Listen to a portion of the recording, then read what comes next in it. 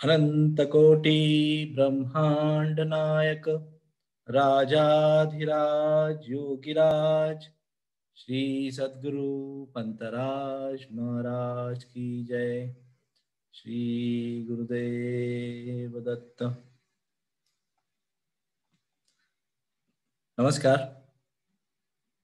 श्री पंत बोधपीठ 2 श्रींची पत्रे पत्रवाचन या कार्यक्रमांतर्गत आज आपण 15व्या आठवड्यात रविवारच्या सत्रात सहभागी झालेले आहोत। या सत्राची सुरुवात आपण भजन सेवेने करणार आहोत।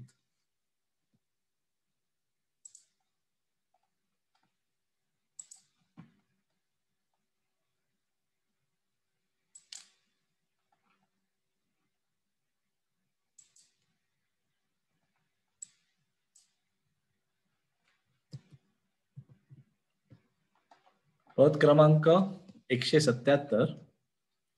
अवधूत पाठी राखा असता का मारिसी हाका, एको भावे भजन करिता चुकेल भवदुका। श्री गुरुदेव दत्त। अवधूत पाठी राखा असता, अवधूत पाठी राखा असता का मारिसी हाका हाका, का मारिसी हाका हाका, का मारिसी हाका हाका, का मारिसी हाका। एको भावे भजन करिता चुकेल भवदोका दोका, का मारिसी हाका हाका, का मारिसी हाका हाका, का मारिसी हाका। निर्गुण प्रभु भक्त काजा, झाला सगुण निका।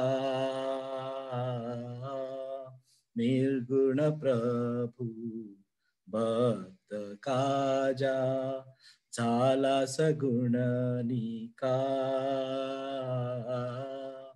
भक्तवत्सल ब्रीद मिरवितो, भक्तवत्सल ब्रीद मिरवितो ठाऊक त्रिलोका, का मारिसी हाका हाका, का मारिसी हाका हाका, का मारिसी हाका।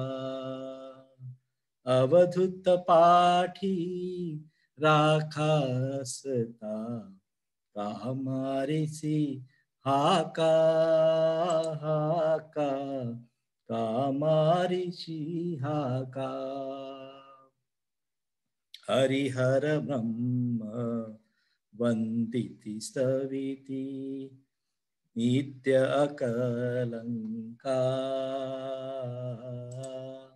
हरिहर ब्रह्म वंदिति स्तविति नित्य अकलंका। नेति नेति स्वरूप त्याचे, नेति नेति स्वरूप त्याचे गाजे वेद डंका।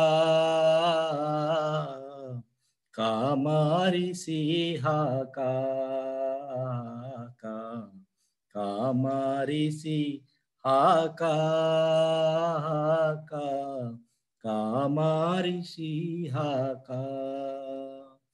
अवधूत पाठी राखा असता का मारिसी हाका हाका, का मारिसी हाका। मानविकाया धरुनी भक्ता देई अभय भाका। मानविकाया धरुणी भक्ता देई अभय भाका नाम स्मरणे भव भयहारक नाम स्मरणे भव भयहारक समर्थ दत्त सखा कामारी सिहा का कामारी सिहा का कामारी सिहा का एको भावे भजन करिता चुकेल भव धोका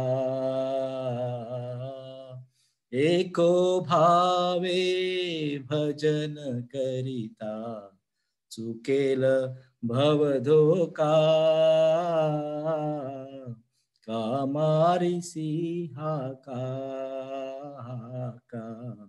कामारी सिहा कामारी सिहा श्री गुरुदेव दत्त. धन्यवाद. आता आपण आपल्या आजच्या पहिल्या पत्र वाचनाकडे सुरुवात करणार आहोत. आजचं पहिलं पत्र श्री राजेंद्र काळेदादा पत्र क्रमांक 83 यावर विवेचन करणार आहेत. तर मी त्यांना विनंती करतो की त्यांनी पत्र वाचनास सुरुवात करावी. नमस्कार. सर्व मान्यवरांना नमस्कार. अभ्यासक क्रमांक 26 आजचे जे पत्रवाचन आहे ते पत्र 83. मी प्रथमतः पत्राचं वाचन करतो. तारीख 1/11/1890. पत्र 83. रावजी. उत्सवास मंडळी येऊ लागली आहेत. समारंभाची तयारी झपाट्याने चालली आहे. उत्सव शुक्रवारी म्हणजे दशमी सुरू करण्याचा संकेत आहे. या मंदिरात हा उत्सव प्रथमच म्हणायचा. सुरू करून प्रेमात खेळविणे महाराजांचे चरणकृपेने व्हावे. कर्तृत्व नको, दृढ भाव असावी. स्मरण चालावे, भजन चालावे, सर्व काही त्याचे कर्तृत्व आहे. अशा निश्चयाने निश्चिंतपणे त्याच्या चरणरजी लोळत असावे. हेच आपले कर्तव्य. याच रीतीने प्रारब्ध सारावे, दुसरे काही नाही. योग, कर्म, ज्ञान, ध्यान, समाधी, मुक्ती, शास्त्र प्रवीणता इत्यादी गोष्टींची भानगड आपल्याला नको. मूढ भक्तीने स्मरणात राहावे, यातच सर्व सिद्धी आहे. असा सुलभ मार्ग सोडून गोत्यात का पडावे. वचनाचा अनुभव पदरी घेत ठेवील त्याप्रमाणे राहत, विषम संसाराची मौज पाहत, समर्थ चरण अंतरी दृढ धरून असावे. तुझा दत्त.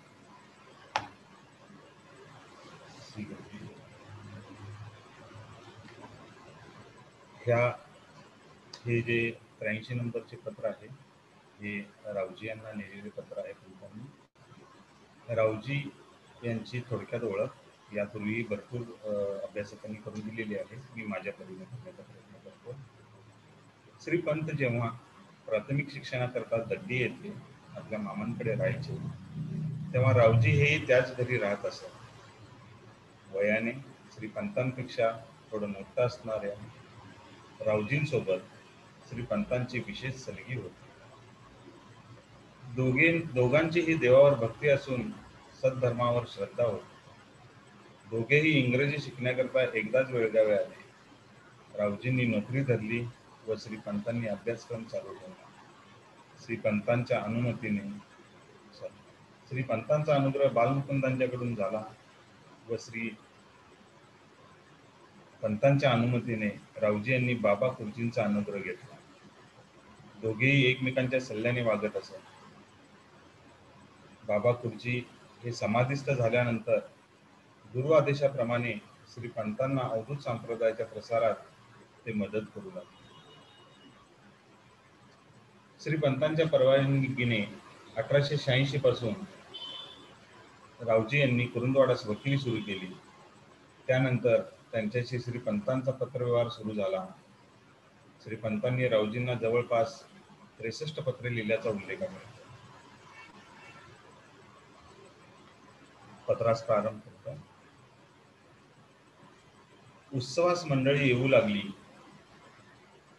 मंडळी येऊ लागली आहेत. समारंभाची तयारी झपाट्याने चालली आहे. उत्सव शुक्रवारी म्हणजे दशमीस सुरू करण्याचा संकेत आहे. या मंदिरात हा उत्सव प्रथमच मानायचा. श्रीपंत गुरुद्वादशी, दत्त जयंती व गुरुप्रतिपदा हे उत्सव प्रत्येक वर्षी साजरे करत असत. 1890 सालच्या गुरुदाशी उत्सवाबद्दल श्री पंतांनी आपल्या भावना रावजी यांना या पत्रात कळवल्या आहेत. या मंदिरात हा उत्सव प्रथमच मानायचा या वाक्याची पार्श्वभूमी थोडक्यात अशी आहे. 1890 पर्यंत श्री पंतांच्या प्रपंचाचा व्याप बराच वाढला व शिष्यांच्या संख्येतही बरीच वाढ झाली. त्यामुळे महादेववल्लीतील येळूकरांचे घर त्यांना पुरण्याचे झाले व विशेषतः उत्सवाच्या वेळी मंडळी फार जमू लागल्यामुळे जागेची फारच अडचण भासू लागली. त्या सुमारास त्यांचे शिष्य अमृतराव देशपांडे यांचे देशपांडे गल्लीत घर होते. अमृतरावांच्या विनंतीवर श्रीपंत 1890च्या सुरुवातीला तिथे राहावयास गेले. अमृतराव यांच्या घराच्या पाठीमागील परसात एखादे मंदिर बांधले तर भजनाची वगैरे चांगली सोय होईल असे पंतांच्या काही भक्तांना वाटू लागले.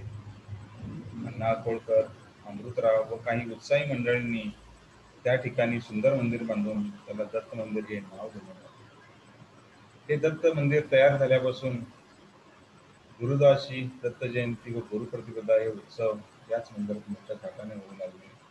याच मंदिरात 1890 सालचा गुरुदासीचा उत्सव प्रथमतः साजरा करण्याचा मानस आपल्या या पत्राद्वारे श्रीपंत रावजी यांना कळवित आहे. पुढे सुरू करून प्रेमात खेळवणे महाराजांचे चरण कृपेने व्हावे. कर्तृत्व नको, दृढ भावना असावी. स्मरण चालावे, भजन चालावे, सर्व काही त्याचे कर्तृत्व आहे अशा निश्चयाने निश्चिंतपणे त्याच्या चरणरजी लोळत असावे. हेच आपले कर्तव्य.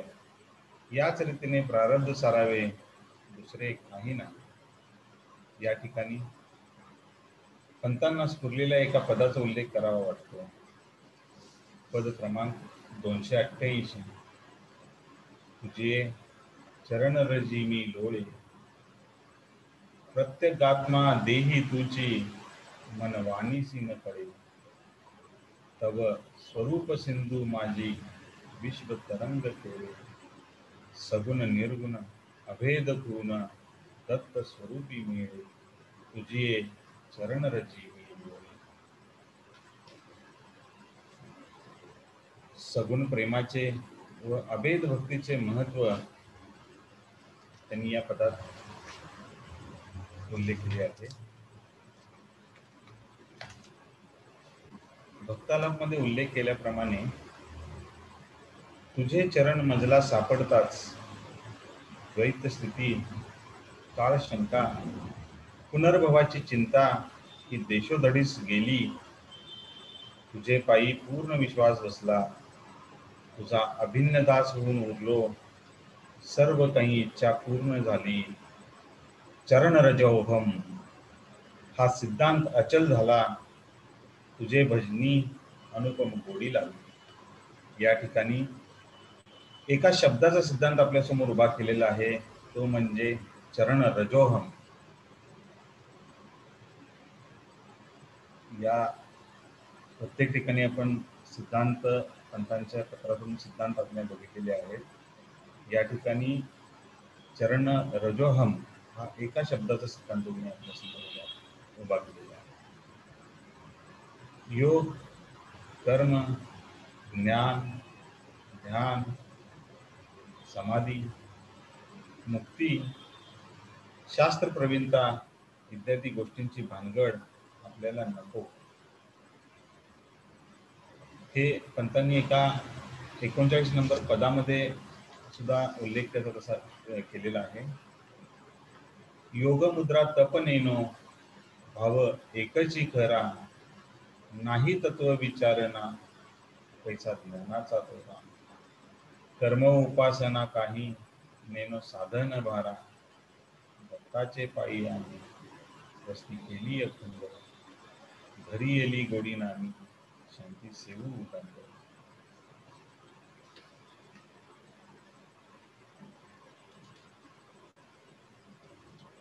मूढ भक्तीने स्मरणात राहावे यातच सर्व सिद्धी आहे, हा सिद्धांत त्यांनी ते लिहिलेला आहे. असा सुलभ मार्ग सोडून डोक्यात का पडावे. एवढा सहज सरळ मार्ग सोडावा, वचनांचा अनुभव पदरी गेट ठेवील त्याप्रमाणे राहात, विषम संसाराची मौज पाहात, समर्थ चरण अंतरी दूर धरून असावे, ही आज्ञा त्यांनी इथे मांडलेली आहे. विषम संसाराची मौज पाहात याचा अर्थ श्री पंतांनी पत्र क्रमांक 175 मध्ये समजावण्याचा प्रयत्न केला आहे.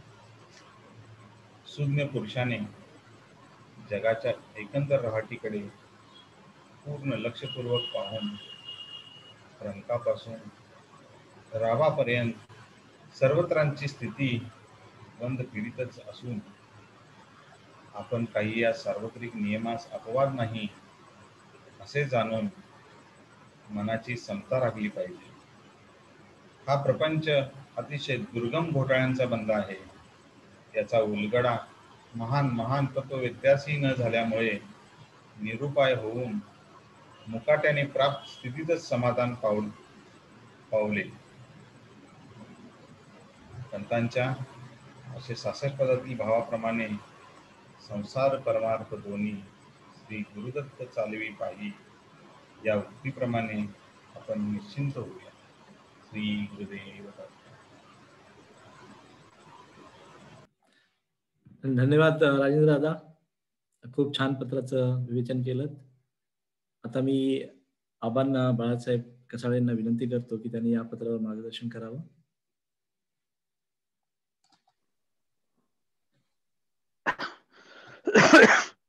नमस्कार. नमस्कार. हा राजेंद्र, धन्यवाद. बरेच दिवसानं भेटलात, बरेच दिवसानं दिसलात. नेहमी नेहमी दिसत राहावं असं वाटतं. पत्राचं विवेचन पण छान केलं तुम्ही. पत्राची पार्श्वभूमी चांगली सांगितली. गुरुदासजीचा उत्सव नवीन मंदिरामध्ये करायचा होता, त्याची तयारी चालली आहे. दशमी सुरू करण्याचा संकेत आहे. या मंदिरात उत्सव प्रथमच म्हणायचा. सुरू करून प्रेमात खेळविणे महाराजांच्या चरणकृपेने व्हावे, ही त्यांनी महाराजांनी सुद्धा इच्छा व्यक्त केली आहे. हे नवीन मंदिरामध्ये आपल्याला जो आता उत्सव करायचा आहे तो सुरू करून प्रेमात खेळविणे महाराजांच्या चरणकृपेने व्हावे. अतिशय सांकेतिक आणि सर्वांना, मंदिर बांधणाऱ्यांना सुद्धा सुचक असा बोध आहे हा. कर्तृत्व नको, दृढ भावना असावी. आपलं कर्तृत्व काही असू नये, करण्याविषयीची दृढ भावना असावी. एखादं कार्य करायचं असेल ना तर ते नेटानं जोमानं करावं अशी दृढ इच्छा असावी. स्मरण चालावे, सतत आत्मविचारात असावे, भजन चालावे. सर्व काही त्याचे कर्तृत्व आहे. कर्तृत्व आपलं काहीच नाही, तोच सगळं करता करविता आहे. निष्काम कर्म करत राहावे, अशा निश्चयाने निश्चिंतपणे त्याच्या चरणरजी लोळत असावे. आणि अशा ह्या निश्चयाने, म्हणजे आता जे सगळं कर्तृत्व नको, दृढ भावना, स्मरण झाले, अशा निश्चयाने निश्चिंतपणे त्याच्या चरणरजी लोळत, हेच आपले कर्तव्य. याच रीतीने प्रारब्ध सारावे, दुसरे काही नाही. प्रारब्ध कोणालाही चुकवता येत नाही आणि याच रीतीने ते सारावं.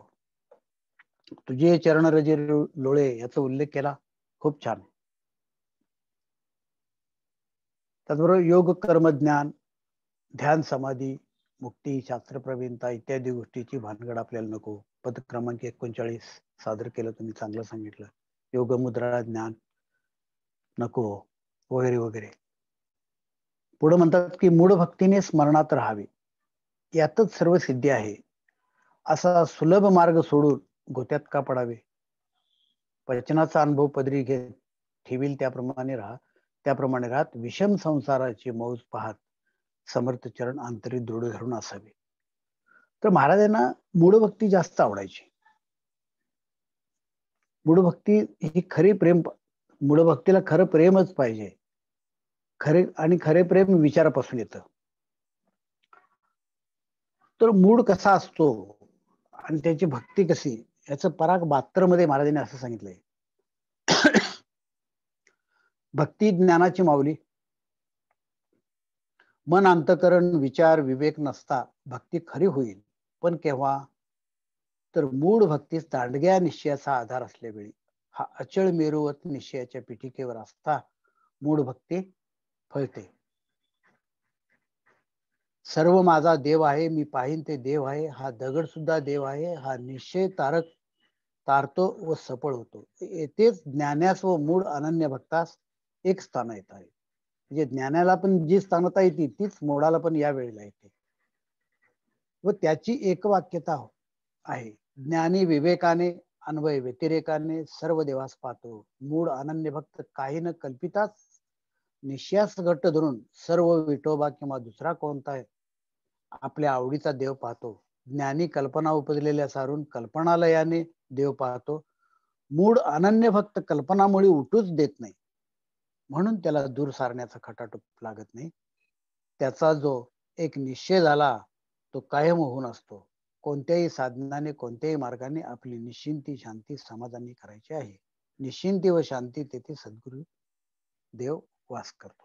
म्हणून महाराज म्हणतात की मूढ जरी भक्ती असली तर ती अशी दांडगी असावी की कधीही ती निश्चयापासून ढळणारी नाही. दत्ता, तू आणि मी, तुझी मला ओळख झाली, माझी तुला ओळख झाली ना प्रश्न. याच्या पुढे मला तुझं ज्ञान, योग, ज्ञान, कर्म, समाधी, मुक्ती वगैरे काहीच नको. आणि मग असा सुलभ मार्ग सोडून गोत्यात का पडावे. अवधूत मार्ग हा सोपा, नुर्वी पुण्य पापा 1775 मध्ये महाराजांनी म्हटले. असे अवधूत मार्ग सोपा असे 2 पद आहेत. अवधूत मार्ग हा सोपा, नाही पुण्य पापा. वचनाचा अनुभव पदरी घेत ठेवील त्याप्रमाणे राहा. वचन तर आहेच. सद्गुरू आणि शिष्य जिथं आहे तिथं वचन आहे. वचन दिलं आहे म्हणून त्यांनी पण वचन दिलेलं आहे. तू माझा आहेस म्हणून वचन. आपण शरण गेलो म्हणून तू माझा आहेस म्हणून वचन दिले. आणि त्या माझेपणाला आपण प्रामाणिकपणे राहणे हे आपलं वचन. अनुभव पदरी घेत ठेवील त्याप्रमाणे राहत विषम संसाराची मौज पाहत. आता कालच आपलं पत्र झालं. काल आपण 100 नंबरच्या पत्रामध्ये पाहिलं की संसार हा किंवा विषम किंवा सम असा दिसत असणारच. त्यात आपण समत्व सोडता कामा नये. आणि संसार हा विषमच असतो. कुठेही जगाच्या पाठीवर कुठे गेले तरी संसार हा विषमच असतो. म्हणून मग त्या विषम संसाराची मौज पाहायची. काल कसा सम होता, आज विषम झाला, उद्या बहुतेक वेगळाच काहीतरी होईल आणि तो तसाच होणार. म्हणून त्याची मौज पाहत समर्थ चरण अंतरी दृढ धरून असावे. आणि हेच आपलं कर्तव्य. म्हणून त्याच्यावर त्यांनी एक पद पण मूढदासावर म्हटलेलं आहे, केलेलं आहे महाराजांनी. 2 पद आहेत जवळजवळ. मूढदास मी तुझा दत्ता, स्वामी तुझी माझा. 251 पद आहे. 898 मध्ये म्हणतात मूढ साहस मी तुझा दत्ता, प्रेम देई मजला. अशा रीतीने पत्राचं विवेचन मी थोडक्यात केलेलं आहे. श्री गुरुदेव दत्त. धन्यवाद आबा. आता मी सुधीर दादांना विनंती करतो की त्यांनी या पत्रावर मार्गदर्शन करावं.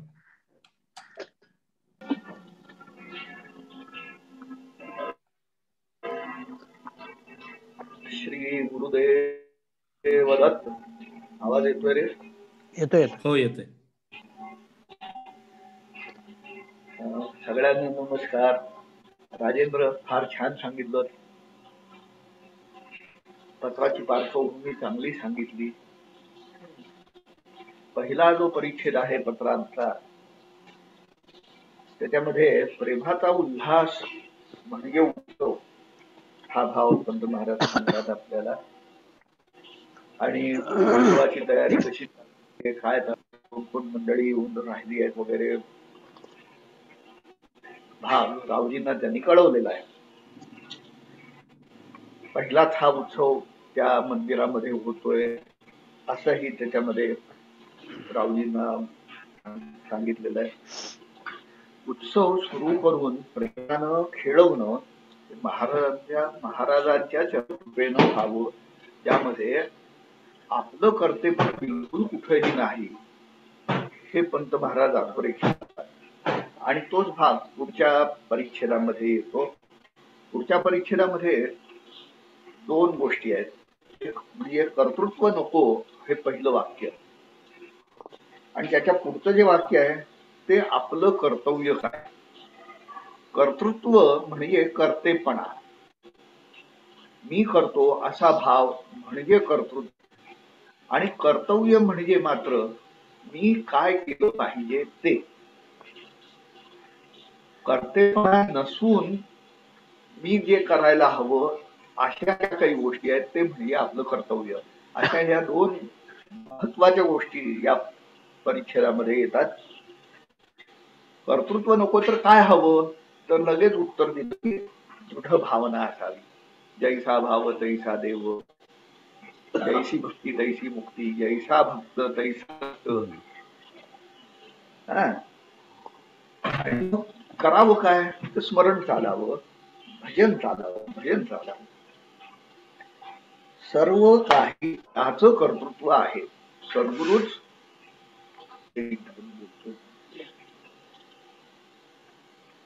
सर्व काही त्याचं कर्तृत्व आहे अशा निश्चयानं निश्चितपणानं त्याच्या चरणरवी लोळत असावं. आमचं नक्की कर्तव्य काय आहे तर आम्ही निश्चिंत होणं महत्वाचं आहे आणि दृढ निश्चयानं मूढ भक्तीचा दृढ निश्चय आता आबांनी फार छान सांगितलं आपल्याला.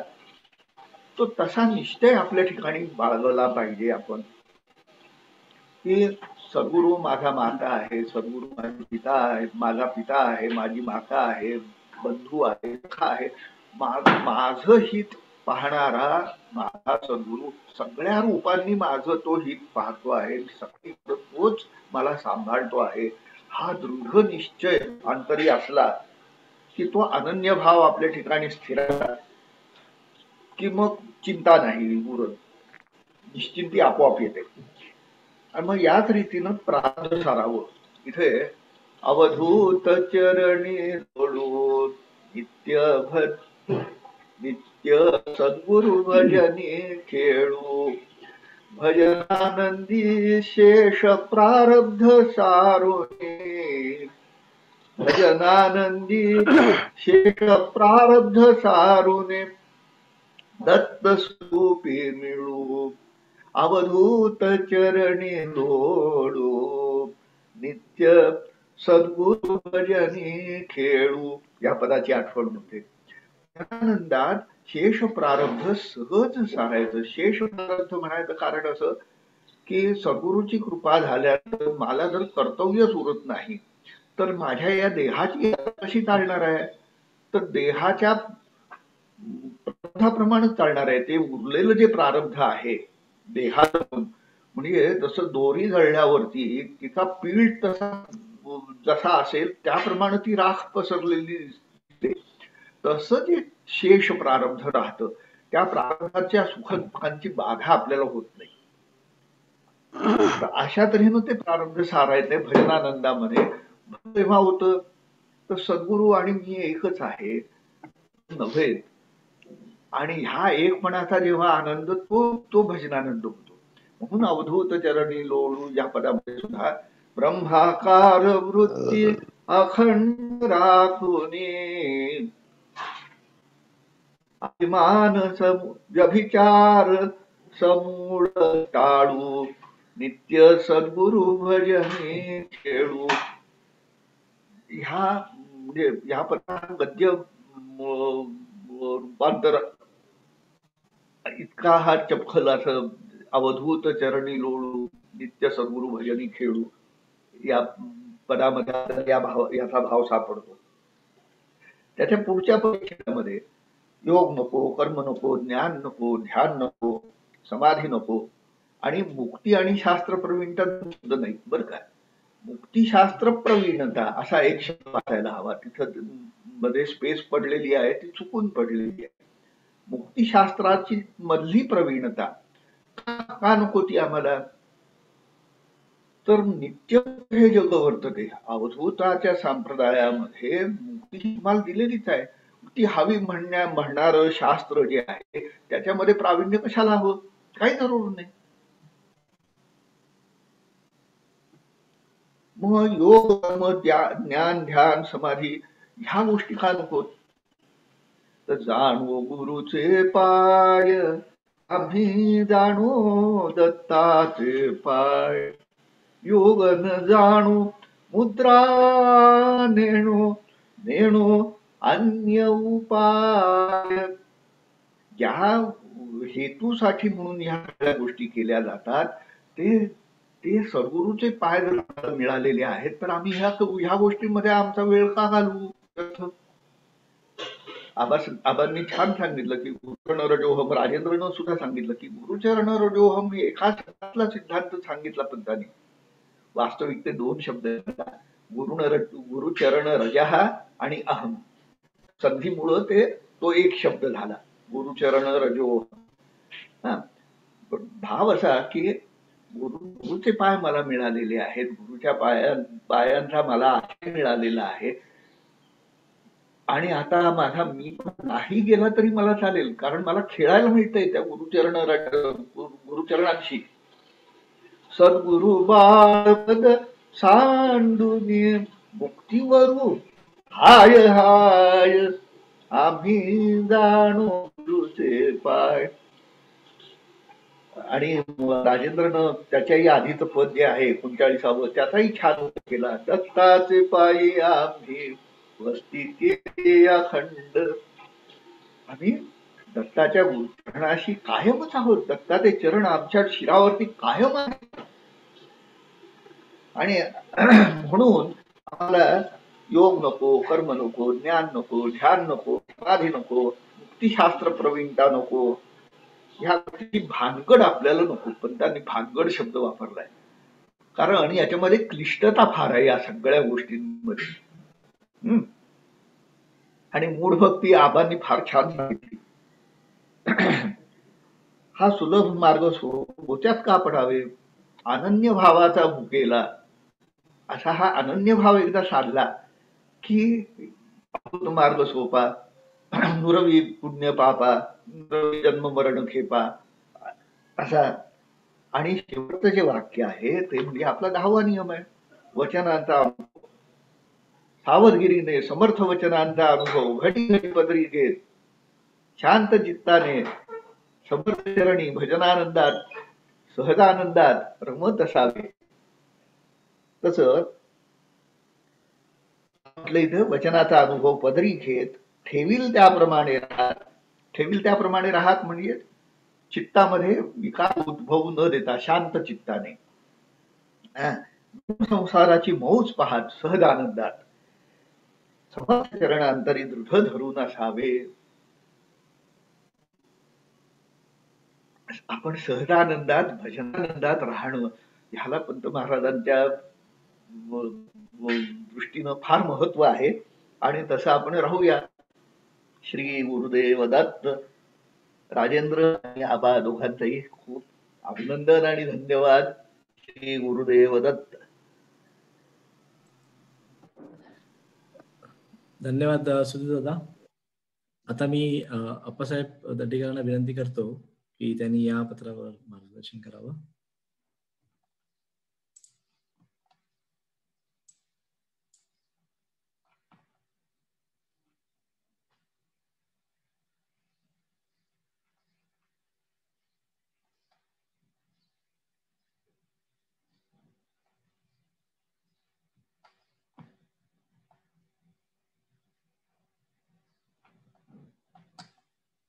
अनम्यूट करा.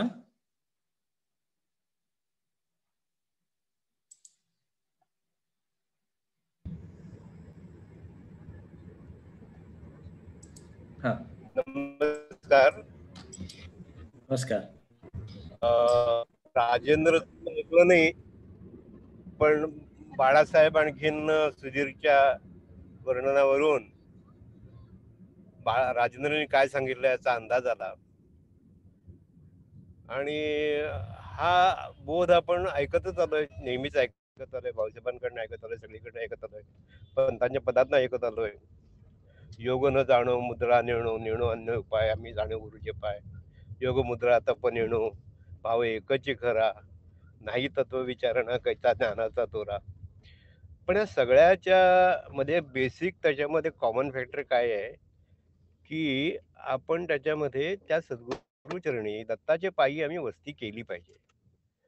सद्गुरु चरण मिळाल्यानंतर या सगळ्या गोष्टी नसल्या तर चालतात, पण या सगळ्या गोष्टी फजूल आहेत असं काही न करता म्हणणं म्हणजे हे चुकीचं होईल. तर हे सद्गुरुचरण आपले पक्के मिळायला पाहिजे, सद्गुरुचरणी आपली श्रद्धा पक्की पाहिजे. ही झाल्यानंतर मग सगळे हे गोष्टी खोट्या असं म्हणायला काहीच हरकत नाही असं मला वाटतं. श्री गुरुदेव दत्त. धन्यवाद अप्पा. आता आपल्या आजच्या पहिल्या पत्राचं विवेचन आणि मार्गदर्शन पूर्ण झालं आहे. आजच्या आपण दुसऱ्या पत्राकडे वळूया. दुसरं पत्र हे श्री स्वरूप पाटील, पत्र क्रमांक 53 यावर विवेचन करणार आहेत.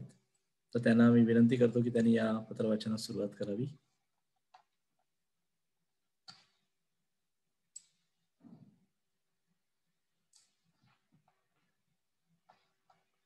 स्वरूप अनम्यूट करा. अनम्यूट.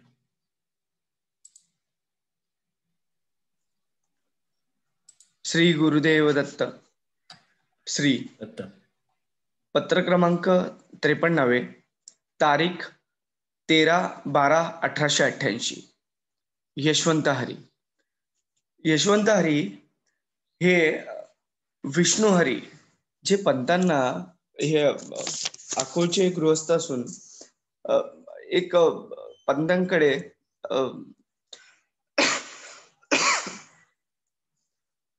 अकोलची काही खासगी शिक्षक काम करीत होते. त्यातील विष्णू हरी कुलकर्णी यांचे ते धाकटे बंधू होते. वाडी मुक्कामाचे पत्र पोहोचले. हकीकत समजली. याचप्रमाणे पत्र यावीत. मुद्रा साधनेच्या सवडीनुसार जीवास त्रास न होईल असे रीतीने साधावी. हट्ट कोणत्याही कामाच्या उपयोगाचा नाही. कोणत्याही प्रकारे समर्थ स्मरणी असावे. ते भजन मार्गे, मंत्र मार्गे, कोणत्याही मार्गे का होईना त्यास मान्य आहे. त्यास विसरू नये. ज्या काही जे घडणार ते कदापि कोणाच्याही टळत नाही. फक्त त्याचे कर्तेपणा बाधक होतो. तनुमन धनाची काळजी वाहणारा समर्थ असताना त्याकडून होणारी क्रिया चांगली किंवा वाईट याची भ्रांती मनी न आणता आपल्या हिताकरताच श्री महाराजांची चेष्टा आहे असे म्हणून बऱ्या वाईट प्रसंगी ही ज्ञप्ती कायम राखून नामामृत प्राशन करीत असावे. या कार्यास तुझा कर्तेपणा काहीच नाही, मग अपराधी का होशील? जर तुझा यात बिलकुल अपराध नाही तर क्षमा मागण्याची काय? जन्मास आलेला प्राणी प्रारब्ध समाप्तीस आपोआप निघून जातो. या तुझी भूल ही निव्वळ भ्रांती. त्यात तुझा संबंध कल्पित. ती काही समर्थांची करणी नव्हे. तू इतकाच निष्ठुर नाहीस. ह्या पहिल्या पॅरेग्राफ मध्ये श्री पंत सांगतात, ज्याला हवा त्यांनी मुद्रा साधने सवडीनुसार साधावी, पण जास्त शरीराला त्रास करून घेऊ नये. भजन मार्ग, मंत्र मार्ग व कोणत्याही मार्गाने समर्थ स्मरणी असावे. कधीही विसरू नये. तनुमन धनाची काळजी वाहणारा समर्थ असताना चांगले वाईट अशी कल्पना मनात न आणता फक्त नामामृत प्राशन करावे व कर्तेपणा घेऊ नये. तसंच पंत आपल्या आधीच्या पत्रात देखील असा उल्लेख करत आहेत की ध्यानधारणा, मुद्रा विचार, पठण, साधन ही काहीच नसले तरी क्षणभरही न विसंबता श्री बालमुकुंदांचे स्मरण करावे. चारी वाचेत, चारी स्थितीत पूर्ण राखून अशा कशाचीही पर्वा न करता त्याचे प्रेम भाकीत भजन करीत त्या प्रेमानंदाच्या मस्तीत यम, काल, लोक, पदवी, मुक्ती इत्यादींकडे बिलकुल लक्ष न देता नित्य मुक्तास ही लाजवतील मौनाची मान मुरगळून ज्ञानास लात मारून केव्हाही बालमुकुंद बालमुकुंद या नामाने गर्जना करीत अजिंक्य होऊन अप्रतिम सौख्याचे डोही बुडून राहण्यापलीकडे काही नाही. त्याचे नामस्मरण भजन करून निश्चिंत असा हा योग आहे. नामाचा जपाचा नेम सुचवल्याप्रमाणे सुरळीत चालवावा. साधनाची भीती जी वाटते तीच करणे समर्थच आहे. तोच नाना प्रकारे खेळ खेळवतो. फक्त त्यावेळी त्याचे स्मरण केले म्हणजे झाले. अन्य कोणीही तुला स्पर्श करण्यास समर्थ नाही. तुझ पुढे उभे राहणारा तुझा कोणत्याही रीतीने छळ करण्यास समर्थ नाही. श्री दत्तावधूताची सहज लीला प्रेम प्रकटीकरणार्थ या प्रकारे चालली असते. ती बद्दल फिकीर नको. ऐंत्यारक्क पावल्यावर आणि पुन्हा क्षमा करावी असे म्हणतोस. असे का म्हणतोस? रागच नाही, क्षमा कसली? कशाची काळजी नको, फक्त स्मरणात राहा. तुझला एकटे टाकलीस म्हणतोस. समर्थ क्षेत्री वास आहे, शिवाय अंतर्भेटी केव्हाही. वियोग वार्ता का बरे कल्पना तळमळतोस? प्रारब्ध वाऱ्याने देह पट कोठेही फडकत असला तरी प्रेमसूत्र समर्थ चरणी अभंग आहे व बाह्य दृष्टीने वियोग पाहून समाधीस का बिघडून घ्यावी? त्याच्यात श्री पंत महाराज त्याला असं प्रत्येक वेळी कळवतायत की सद्गुरू नाना प्रकारे खेळ खेळत असतो. श्री दत्तावधूतांची सहज लीला फक्त प्रेमासाठीच आहे. सद्गुरूचे समर्थ क्षेत्री वास असताना वियोग कसला? फक्त कल्पनेनेच व्यर्थ का आहेस? सद्गुरूची अंतर्भेट ही आपली नित्य नियमाचीच असते. तसेच जागृत बोध रूपाने, स्वप्नी स्वस्वरूपाने आणि निद्रेत अनंत रूपाने केव्हाही भेट होत असते. हे न जाणूनच तळमळ उत्पन्न होते. दूर आहे अशी कल्पना टाक. सदा जवळच राहतो. हाका मारू नकोस. म्हणून केव्हाही तुझे आत बाहेर जिकडे तिकडे हजर असतो. अकोळास भजनामृत पीत होतास, वाडीस प्रेमामृत क्षणोक्षणी मिळते, त्यात तृप्त राहा. सद्गुरु वियोगाने आथाड्यास पीळ पाडतो, ती तळमळ नव्हे, खरोखर निजप्रेम आहे. सत्य सत्य तुझे सर्व काही, तुझे जनच आहेत. परकीय भावना टाकाव्यात. सद्गुरु अन्य काहीच नाही. सद्गुरु आपल्यापासून दूर आहे ही कल्पना टाकायला सांगितलेली आहे. यात सद्गुरु केव्हाही आपल्याला आत बाहेर जिकडे तिकडे हजर असतो. तळमळ करू नये व नेहमी तृप्त असावे व सद्गुरु विना अन्य दैवत नाही अशी भावना आपल्या मनात रुजू द्यावी. जर मातेची प्रीती कदापि कमी होत नाही हा सिद्धांत ठरला तर ती प्रेमळ माय सर्व अवस्थेत तुझे निजहित साधणारा नाही काय? ज्याला आपला म्हणून ओसंगी घेऊन मस्तकी वरदहस्त ठेवून अढळ अभयवचन देऊन अमरतीर्थ प्रसाद भक्षणास देऊन अंतरक्याची मिठी घातली, मग का रे विनाकारण काळजी करतोस? आपलेपणा सद्गुरु चरण धुळी टाकून निश्चिंत राहा. काळजी करू नका. तुला पाहिजे ते पुरवून तुझे रक्षण करणारा तोच समर्थ आहे. अनन्य भाव असू देत. जयंतीला येशील असे वाटले होते, परंतु येणे झाले नाही. असो, नित्यवान प्रेमेद्वच दत्त जयंती आहे. नाम गजर व त्याचा उत्सव चालू दे. अवधूत पाठ ही राखा असता का मारिसी हा का? एको भावे भजन करता चुकेल भव धोका. निर्गुण प्रभू भक्त काजा झाला सगुण निका, भक्तवत्सल ब्रीद मिरवतो ठाऊक त्रिलोका. हरिहर ब्रह्म वंदिती स्तविती नित्य अकलंका, नेती नेती स्वरूप त्याचे गाजे वेदडंका. मानवी काया धरुणी भक्ता देई अभय बाका, नामस्मरणे भव भयहारक समर्थ दत्त राखा. सद्गुरु प्रेमळमाय पाहिजे ते पुरवून संरक्षण करण्यास समर्थ आहे. फक्त अनन्य भाव म्हणजे सद्गुरूशिवाय कोणीच नाही हा भाव असू दे. पंतांनी असं वाचण्यात आलं की हे पत्र 18/12/1888 आहे. त्याच वर्षी जर का आपण पाहिलं तर त्या वर्षी दत्त जयंतीची तारीख होती 17/12/1888. म्हणजे त्यांनी यशवंत हरे यांना सांगितलेलं आहे की तू दत्त जयंतीला येशील, उत्सवास येशील असं वाटलं होतं, पण तू आला नाही. तर नित्य नवा प्रेमोद्भवच दत्त जयंती असते असं यशवंत हरींना कळवलेले आहे. श्री गुरुदेव दत्त. धन्यवाद स्वरूप, खूप छान पत्राचं विवेचन केलं. आता मी बाळासाहेब कसाळे यांना विनंती करतो की त्यांनी या पत्रावर मार्गदर्शन करावं.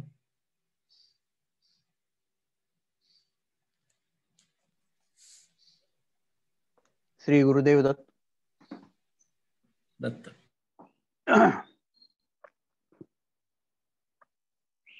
स्वरूप धन्यवाद.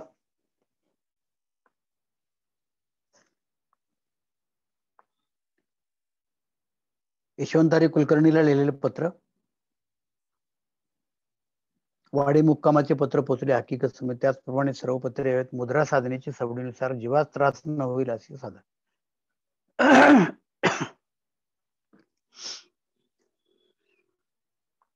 मुद्रा साधण्याबद्दल त्यांनी म्हटलंय की जीवास त्रास न होईल असं रीतीने साधावी, होईल से साधावी, म्हणजे असा त्रास न होईल से असं करून साधावी, सवडीने साधावी. हट्ट कोणत्याही कामाचा उपयोगाच नाही. आताच करणार, याच वेळेला करणार. काही काही गोष्टी योग मुद्रा ज्या आहेत त्या गुरु सान्निध्यातच कराव्या लागतात, जाणत्या माणसाच्या समोरच कराव्या लागतात. कधी कधी काहीतरी भलतं सुद्धा होऊ शकतं. म्हणून महाराजांनी अशी सूचना केली, हट्ट नको, कोणत्याही प्रकारे समर्थ चरणी असावे, समर्थ स्मरणी असावे. मग ते भजन मार्गे, मंत्र मार्गे, कोणत्याही मार्गे होईना त्यास परम मान्य आहे. म्हणजे तुम्ही कोणत्याही मार्गाने जरी त्याच्या स्मरणात राहिले तरी ती त्याला मान्य आहे. मग अन्य सर्व योगाचा किंवा मुद्राचा याचा हट्ट धरण्यात काही अर्थ नाही असं म्हटले त्यांनी. ज्या काळी जे घडणार ते कदापि कोणाचे टळत नाही. सिद्धांत सांगितलेलं इथं जे घडायचं ते घडणारच. फक्त त्याचा कर्तेपणा ते पण त्याचं आपल्याकडे घेतलं की मग ते बाधक होतं. तन्मन धनाची काळजी वाहणारा समर्थ असताना त्याचकडून होणारी क्रिया चांगली किंवा वाईट अशी भ्रांती मनी न आणता आपल्या हिताकरता महाराजांची चेष्टा आहे. त्याकडून होणारी किंवा चांगली किंवा वाईट अशी जे जे घडतंय त्याच्यामध्ये सद्गुरू चांगलं करतो किंवा वाईट करतो असं ही भ्रांती मनी न आणता आपल्या हिताकरता सगळ्या गोष्टी आहेत. वाईट काही घडत असलं तर ते आपल्या हिताकरताच आहे. सद्गुरू हा संपत्तीमध्ये पण आहे, विपत्तीमध्ये पण आहे, सुखदुःखामध्ये आहे. म्हणून पंत महाराज म्हणतात की गुरुपुत्रांना संकट यावीत, त्या संकटातूनच तो त्याची भूमिका अशी तावून सुलाखून निघेल असे म्हणून बऱ्या वाईट प्रसंगी ज्ञप्ती राखून, अशा प्रसंगी त्याची जाणीव राखून नामामृत पाशन करीत असावे, सतत नामस्मरणे असावे. या कार्यास तुझा कर्तेपणा काहीच नाही. मग अपराधी कसा होशील? त्यांनी काहीतरी अपराधीपणाची भावना व्यक्त केलेली आहे म्हणून त्यांनी म्हटले तू अपराधी कसा होशील? जर तुझा यात बिलकुल अपराध नाही तर क्षमा मागणीची काय? मग तू क्षमा तरी कशाला मागतोस? कर्तृत्वच तुझ्याकडे नाही, अपराध तुझ्याकडून घडतच नाही, व्यभिचार तुझ्याकडून घडतच नाही, तर मग तू कसली क्षमा मागतोस? यात तुझी भूल ही निव्वळ भ्रांती, त्यात तुझा संबंध कल्पित. तुझा संबंध ह्या सगळ्या घटनेमध्ये जो संबंध आहे तो कल्पित आहे. ती काही समर्थाची करणी नव्हे, तो इतका निष्ठुर नाही. काहीतरी घडलेलं आहे आणि ते त्यांनी सांगितलेलं आहे. म्हणून महाराज म्हणतात की तो काही इतका निष्ठुर नाही आणि ती काय समर्थाची करणी नव्हे. जपाचा नियम सुचविल्याप्रमाणे सुरळीत चालावा. साधनात भीती जी वाटते तेच कारण समर्थच आहेत. तोच नाना प्रकारे खेळ खेळतो, फक्त त्यावेळी त्याचे स्मरण केले म्हणजे झाले. अन्य कोणी तुला स्पर्श करण्यास समर्थ नाही. अन्य कोणी तुझं वाकड करण्यास, माझ्या खेरीज. माझ्याकडे जरा लाईट गेलेली आहे.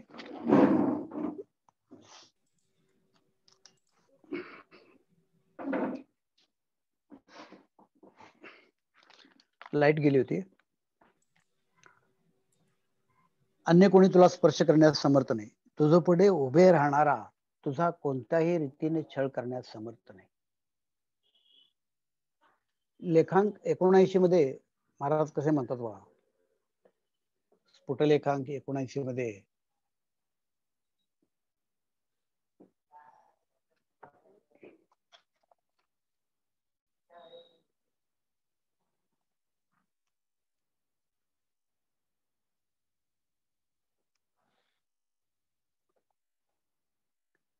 दुःख दुस्स अपवाद मान्यता यावरून मी जगात केव्हाही प्रकट असतो. तू कशाची भीती धरू नकोस, कोणाशी स्वीकारावर भाव देऊ नको. तुझे वाकडे करण्यास अन्य मुळीच नाही. मीच नाना प्रकारे जग चेतवून तुझे धैर्य, तुझी शांती, तुझा बोध स्थिर करणार आहे. तर इथं तुझं पुढे उभा राहणारा तुझा कोणत्याही रीतीने छळ करण्यास समर्थ नाही. श्री दत्तावधूताची सहज लीला प्रेम प्रकटी करणार या प्रकारे चाललेली असते. तुझं हे प्रेम प्रकटी करणारच, तुझा भाव दृढ करण्यासाठीच ह्या सगळ्या गोष्टी चाललेल्या आहेत. ती बद्दल फिकीर नको. आंतरैक्य पावल्यावर आणि पुन्हा क्षमा करावी असे का म्हणतोस? अरे तू जर माझा आंतरिक ऐक्यच आहे तर मग क्षमा करणे कोणाला? रागच नाही, क्षमा कसली, कशाची काळजी नको. फक्त स्मरणात राहा, स्मरणानंदात राहा. तुझला एकटे टाकले म्हणतोस, समर्थ क्षेत्री वास आहे. म्हणजे तू वाडीला आहेस, समर्थ क्षेत्री वास आहे, तुला एकटे कसं टाकलं? शिवाय अंतर्भेट केव्हाही आहे. वियोग वार्ता का बरे कल्पून तळमळतोस? वियोगाची वार्ता, भितूपणाची वार्ता, तू तिकडे आहेस मी इकडे आहे असा वियोग धरून का तळमळतोस? प्रारब्ध वाऱ्याने देहपट कोठे फडकत असला तरी प्रेमसूत्र समर्थ चरणी अभंग आहे. प्रारब्धाच्या वाऱ्यानं आपण कोण कुठे राहतो, तरी पण आंतरिक जे आहे, जे आत्मस्वरूपाने आपण जी एकरूपच आहोत, एकच आहे, ते कुठं गेलेलं नाही. त्याचा संबंध अखंड आहे. बाह्य दृष्टीने वियोग पाहून समाधानी का बिघडून घ्यावी? जागृती बोध रूपाने, स्वप्नी स्वस्वरूपाने आणि निद्रेत अनंत रूपाने केव्हाही भेट असते. जागृती, स्वप्न आणि सुषुप्तीमध्ये आपली कशी स्थिती असते ती तर महाराजांनी सांगितली. जागृतीमध्ये बोध रूपाने, स्वप्नी स्वस्वरूपाने आणि निद्रेत अनंत रूपाने, निद्रेत म्हणजे सुषुप्तीमध्ये अनंत रूपाने केव्हाही भेट असते. सतत भेट आहे, ती कायम आहे. हे न जाणूनच तळमळ उत्पन्न होते, हे न जाणल्यामुळे उत्पन्न होते. दूर अशी कल्पना टाक, आपण एकमेकापासून दूर आहोत, समर्थ आपल्यापासून दूर आहे, हीच कल्पना टाक. सदा जवळच असतो, हाक मारू नको, म्हणजे केव्हाही तुझ्या आत बाहेर जिकडे तिकडे हजर असतो. स्मर्तुग्रामी आहे तो. स्मरण हाक मारण्याच्या अगोदरच तो हजर असतो. अकोळास भजनामृत पित होतास, वाढीस प्रेमामृत क्षणोक्षणी मिळते, त्यात तृप्त राहा. सद्गुरु वियोगाने अंतड्यांना पीळ पडतो, ती तळमळ नव्हे. सद्गुरूचा वियोग झाल्यामुळे थोडस अंतड्याला पीळ पडत असेल, पण ती तळमळ नव्हे, तो प्रेमळपणा. त्या प्रेमामुळे तसं होतं. खरोखर निजप्रेम आहे. पुढे म्हटलेलं निजप्रेम आहे, सत्य सत्य. तुझे सर्व काही तुझे जनच आहेत. परकी भावना टाक, परकी भाव टाकावा. परका मी तू पण आप परभाव हा टाकावा. सद्गुरु विना अन्य काहीच नाही. जर मातीची प्रीती कदापि कमी होत नाही हा सिद्धांत ठरला आहे, तर ती प्रेमळ माय सर्वावस्थेत तुझे निजहित साधणार नाही का? त्या सिद्धांत कधीही बदलत नाही. सिद्धांतावर शंका भ्रांती उठतच नाही. मग हे सिद्ध असताना मग सर्वावस्थेत तुझं निजहित साधणार नाही का ती माता? ज्याला आपला म्हणून ओसंगी घेऊन, ज्याला आपला म्हटला, मांडीवर घेतला, मस्तकीवर जास्त ठेवला, आढळ असं अभयवचन दिलं, अमर्त तीर्थ प्रसाद भक्षणा दिला, आंधळे की मिठी घातली, मग कार्य विनाकारण तळमळतोस, का काळजी करतोस? आपलेपणा सद्गुरु चरण धुळीत टाकून निश्चिंत राहा. आपलेपणा खर्ची घाली, आपले दासाशी सांभाळे. 761 पदामध्ये महाराज म्हणतात. आपलेपणा देऊनी भक्ता, ओरोनेदी अहंकार. 333 पदामध्ये बघा. आपलेपणा चरण धुळीत टाकून निश्चिंत राहा. म्हणजे ज्याने आपला आपलेपणा देऊन तुला आपल्या जवळ केलं, मग तुझा आपलेपणा धरून तू का बसतोस? तो आपलेपणा सद्गुरु चरण धुळीत टाकून निश्चिंत राहा. काळजी करू नको. तुला पाहिजे ते पुरवून तुझे रक्षण करणार तोच समर्थ आहे. योगक्षेम वाहणारा तोच समर्थ आहे. सिद्धांत आहे त्या. अनन्य भाव असू दे, फक्त तुझ्याकडे काय असू दे, अनन्य भाव असू दे. जयंतीस येशील असे वाटले होते, परंतु येणे झाले नाही. असो, नित्य नवा प्रेमोद्भव श्री दत्त जयंती आहे. नित्य नवा प्रेमोद्भव, सतत प्रेमाचा उद्भव होणारा असा दत्त जयंती आहे. नाम गजर त्याचा उत्सव चालू दे, त्याचा उत्साह चालू दे, उत्साहानं त्याचा नाम गजर चालू दे. अवधूत पाटेराका असता काम हरीशी हाका. एको भावे भजन करता भजे चुकेल भवधोका. एको भावे ऐक्य रूपानं जर त्याचं आपण भजन केलं तर मग भवधोका नाहीच आहे, चुकेलच. कारण तोच होऊन राहिल्यानंतर आपल्याला धोका राहतच नाही. भावाचा धोका म्हणजे संसाराचा धोका. निर्गुण भक्त काजा झाला सगुण निका. निर्गुण प्रभू भक्त काजा, असा हा निर्गुण प्रभू तो सगुण झाला. निका म्हणजे खरा, सच्चा. भक्तवत्सल ब्रीद मिरवितो ठाऊक त्रिलोका. आणि तो भक्तवत्सल्य राखतो, भक्ताला पाठीवर घेऊन फिरवतो, त्याचं त्याचं सर्व अनन्यत्व आपल्याकडे घेतो, त्याला सर्व पुरवतो. असं जो त्याचं सर्व भक्तवत्सल पण आपल्याकडे घेतो, हे त्याचं ब्रीद त्रिलोकामध्ये ठाऊ आहे. त्रिलोकामध्ये गाजतंय ते. हरिहर ब्रह्म वंदिती स्तविती. हरिहर ब्रह्म हे सुद्धा त्याचं स्तवन करतात, त्याला वंदन करतात. असा तो नित्य अकलंक आहे. अशा अकलंकाचं ते हरिहर ब्रह्मा. अकलंक म्हणजे कशानेही तो कलंकित झालेला नाही, कशाने लिप्त झालेला नाही. नीती स्वरूप त्याचे राजे वेदगंगा. नीती म्हणजे न इति. आता काय सांगायचं राहिलं नाही किंवा सांगून संपलंही नाही. त्याचं स्वरूप अजून आहेच. वर्णन करून वेद सुद्धा दमले. मानवी काया धरुणी भक्ता देई अभय भाका. नित्यमुक्त मी जन्मा आलो अवलंबुनी माया. मायेचा अवलंब करून ते सगुण होतात. आणि मानवी काया धरून बघता, कारण मानवी काया धरून आल्याशिवाय जनाचं कल्याण करता येत नाही. म्हणून स्वतः मानवी कायेमध्ये मुद्दाम ते येतात आणि देई अभय भाका म्हणजे अभय वचन देतात. नामस्मरणे भव हारक समर्थ दत्त सखा. म्हणून 188 पदामध्ये पण महाराज म्हणतात की नामस्मरणे संचित जळे अनंत जन्मीचे. म्हणजे भवभय हारक तर जळतं, पण ते सगळं संचित प्रारब्धासहित सर्व संचित जळून जातं. असा तो समर्थ दत्त सखा आहे. श्री गुरुदेव दत्त. धन्यवाद आबा. आता मी बालचंद्र वांगणेकर दादांना विनंती करतो की त्यांनी या पत्रावर मार्गदर्शन करावं.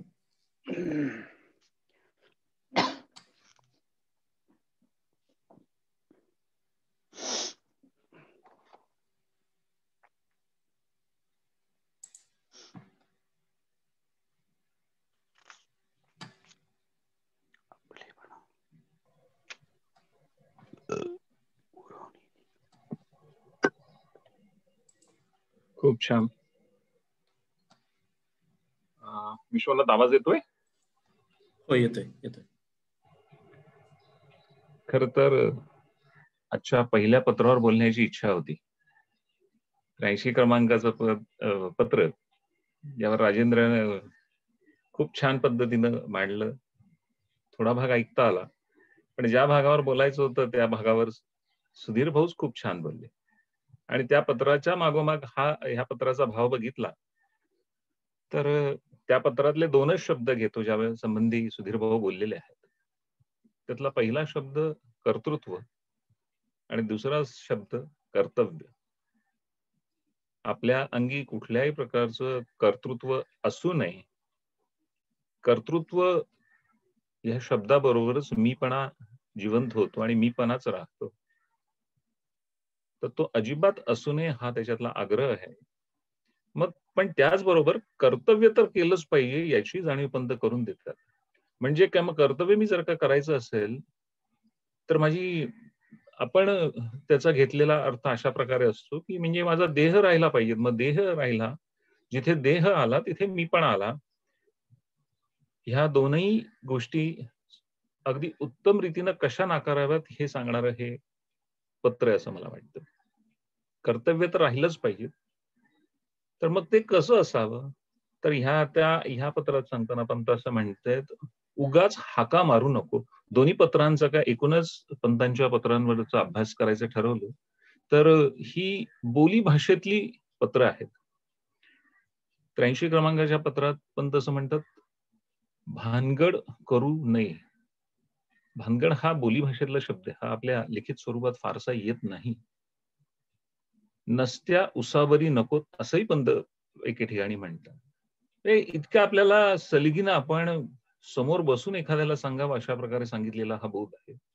या पत्राचं वैशिष्ट्य असं आहे की हाका का मारतोस, हाका मारूच नको अशी किंबहुना हे अभयवचन आहे एका प्रकारे, आणि एका प्रकारे केलेली आज्ञा आहे ती. आठवण करायची गरजच काय आहे? नेहमी स्मरणात असावे एवढाच आग्रह आहे. तू आठवण का करतोस? आठवण करतोस याचा अर्थ मी कुठेतरी लांब आहे ही तुझी भावना आहे. मी लांब गेलेलोच नाही हा भाव तुझा आहे. मी जवळ नाही हा देखील भाव जावा. अनन्य गतिक होऊन आपण त्याच्या पायी पडावं एवढीच पंतांची अपेक्षा आहे. म्हणूनच पंत म्हणतात, अनन्य गतिका निश्चय होता धावूनी प्रभू येतो. तुमचं आमचं काम काही असावं तर ते एवढंच असावं, आपण अनन्य गतिक होऊन सद्गुरु चरणी पडून राहावं. बाकी आपण चिंता का करावी? खूप छान आबानी आणि स्वरूपनं खूप छान मांडलंय. धन्यवाद. धन्यवाद बालचंद्र दादा. आता मी सुधीर दादाला विनंती करतो की त्यांनी या पत्रावर मार्गदर्शन करावं.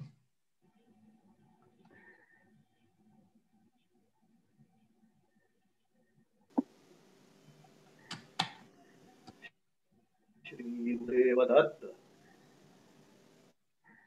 स्वरूपचं अभिनंदन. खूप छान पत्र सांगितलं. आबांनी त्या परामर्श सगळा घेतला आणि भालचंद्रनं त्यातली महत्वाची गोष्ट आपल्याला सांगितली. 2-3 मुद्दे आहेत त्यामध्ये. एक मुद्रा साधनेविषयी संत महाराज त्या पत्रामध्ये लिहित आहेत. यशवंत हरींना मुद्रा साधण्याला सांगितलेली आहे आणि त्याप्रमाणे त्यांचा काही प्रयत्न चालू आहे त्याविषयी पंत महाराज त्यांना मार्गदर्शन करतात. पंत महाराजांचा मुद्रा साधण्याविषयीचा जो काही उपदेश आहे तो सगळ्यांना एकसारखा नाहीये. यशवंत हरींच्यासाठी म्हणून तो उपदेश आहे. सगळ्यांनी मुद्रा साधन करत बसावं असं पंत महाराजांना अभिप्रेत नाही.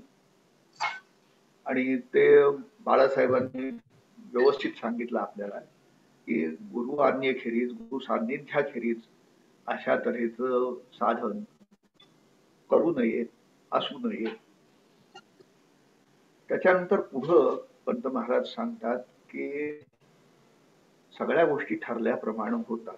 होणाऱ्याशी यत्न न चाले, चिंता का मानसी, स्वप्नीचे सुख दुःख भोगे भलते मानसी. आपलं कर्तृत्व काही आहे समजणं हे योग्य नव्हे. हे आता भालचंद्रांनी छान सांगितलं आपल्याला. त्यानंतर त्याच्या पुढं की अपराधीपणाची भावना, पाप कर्मोहम असं का म्हणावं? मुळात आपण करता नव्हे हे समजून घेण्याची गोष्ट आहे. ज्या गोष्टी ठरल्याप्रमाणे घडता आहेत त्याच्यामध्ये माझं कर्तेपण मी लादतो आणि ते माझे कर्तेपण लादल्यामुळं त्याच्या फळाफळासाठी मी जबाबदार होतो, त्याच्या फळासाठी. आणि मग माझं चुकलं, असं होतं करायला, तसं करायला हवं होतं, अशा तऱ्हेचे विचार मनात येतात आणि माणूस खंतावतो. ही गोष्ट जेव्हा जशा वाईट प्रकारानं व्हायची तशा प्रकाराने झाली, याच्यामध्ये आपलं कर्तृत्व नाही. सर्व करणी अगाध त्या सामर्थ्य असणाऱ्या सद्गुरूची आहे, हा विश्वास मनामध्ये आपण ठेवला की आपला कर्तेपणा तर खोटा होतोच. परिस्थितीला आपलं कर्तव्य काय एवढा विचार करून आपण शांत राहून ते पार पाडू शकतो. मग आपल्याला जी कर्तेपणाची भूल होते ती निव्वळ भ्रांती आहे. तुझा संबंध कल्पित असं स्पष्ट अभय वचन त्यांनी दिलेलं आहे. आपण करणारे कुणीही नाही. ती समर्थांची खरी नव्हे, ती तो इतका निष्ठुरच नाही.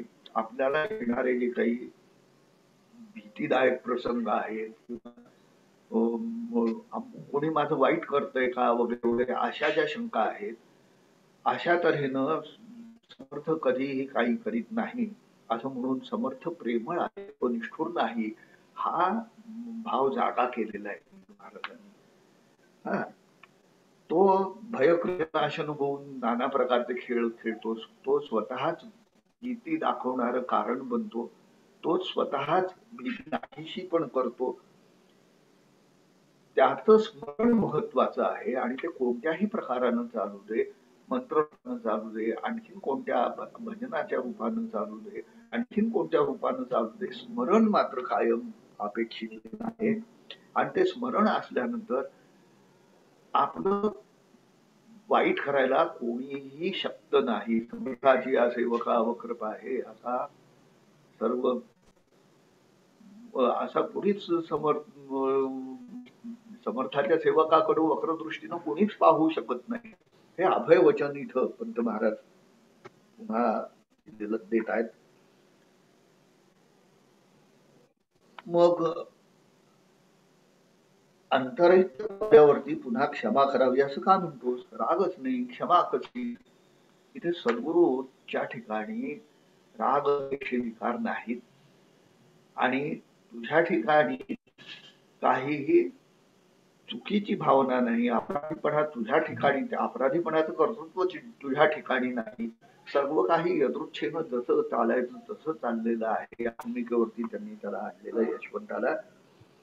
प्रारंभ वाऱ्यानं देह पोट कुठंही फडकत असला तरी प्रेमसूत समर्थ चरणी अभंग आहे असं अभय वचन इथं दिलेलं आहे. आणि मी समर्थांहून गेलो असं जे वाटतं ते वाटायचं कारण नाही.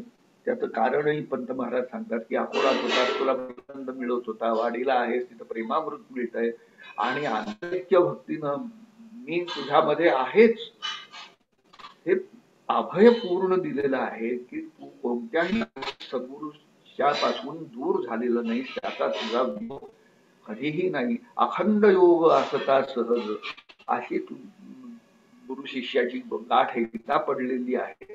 तर त्याच्यावरती तू पूर्णपणानं विश्वास राहा आणि तो अनुग्रहाच्या वेळेला कसा दिला त्याचीही आठवण करून दिली मुद्दाम तेवढ्यासाठी.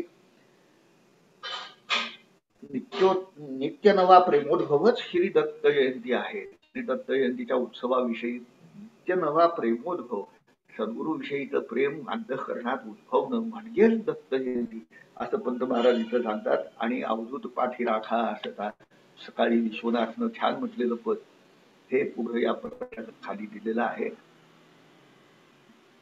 एकंदरीत पत्र जर पाहिलं तर पंत महाराजांचं हे पत्र आपल्याला अभय वचन देण्यासाठी आहे.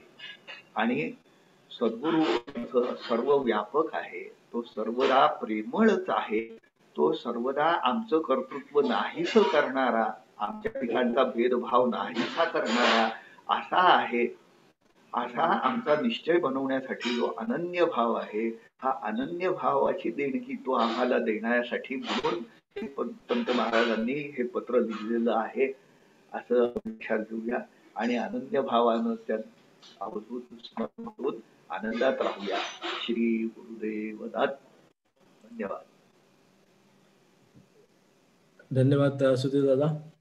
आता मी अप्पासाहेब तड्डीकरांना विनंती करतो की त्यांनी या पत्रावर मार्गदर्शन करावं.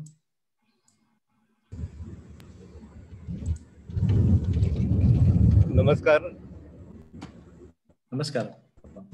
दोन्ही पत्रांमध्ये साधारण आशय सारखाच, पण याच्यामध्ये एक त्यांनी पंतांनी सांगितलेलं आहे की आपल्याला आपल्या बरोबर सद्गुरू आपल्या बरोबर असतो, तो लांब आहे असं म्हणून आपण त्याला हाका मारू असा प्रकारचा भाव असू नये असं पंत महाराज यशवंतरीनं सांगतात. आपण काय करतो, आपण बोध ऐकतो, बोलतो, पण प्रत्यक्ष संकटात आलो की आपल्याला वाटायला लागतं की आता मी एकटाच आहे. पाण्यामध्ये मग असा आपण एकदा एक बुडी मारली तलावामध्ये आणि कुणीच बरोबर नाही, आपण तिथं हात पाय मारायला लागतो. तसे मग आपण काहीतरी प्रयत्न करायला लागतो. तर आपली दोरी जी मागे धरलेली आहे ती सद्गुरूने धरलेली आहे आणि आपण नुसतेच हात असे टाकायचे हे लक्षात ठेवून आपण कर्तव्य आपलं कर्तृत्वाचा अभिमान न करता गेलं पाहिजे. म्हणजे त्या संकटामध्ये जी संकट ती संकटातनं बाहेर तोच काढणार आहे याची आपल्याला खात्री पडते.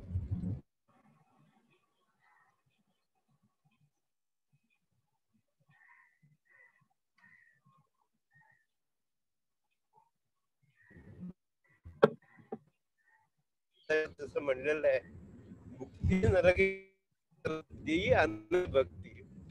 सद्गुरू जे काय करणार आहे, जे काय होत आहे जर तूच करतोस, तूच या सगळ्या भयकृत भयनाशना उद्धूत आहेस, हा भाव पूर्ण ठेवा आणि मग सद्गुरूला मग विनाकारण हाका मारायचं काही कारण राहणार नाही. तू सांभाळतोस ही श्रद्धा कायम ठेवा आणि तसं पण राहूया. म्हणजे पंतांचा आपल्या अंमलबजावणीत येईल, आपल्याला कोण मानेल आणि आपल्या आचरणात येईल असं आपण करूया. श्री गुरुदेव दत्त. धन्यवाद अप्पासाहेब. आता आपलं या या या पत्रावर अजून कोणी बोलणार आहे का? कोणाला बोलायचं आहे का या पत्रावर किंवा या आधीच्या पत्रावर?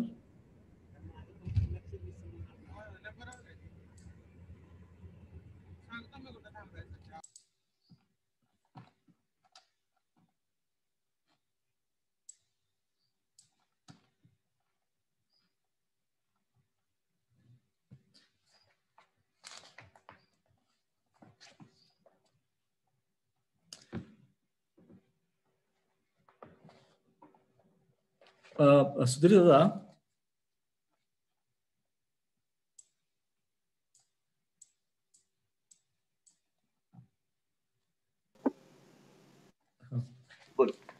यामध्ये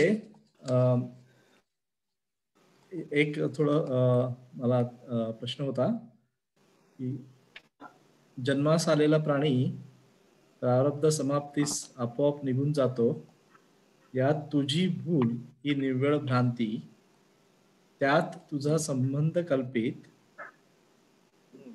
ती काही समर्थाची करणी नव्हे, तो इतका निष्ठुरच नाही.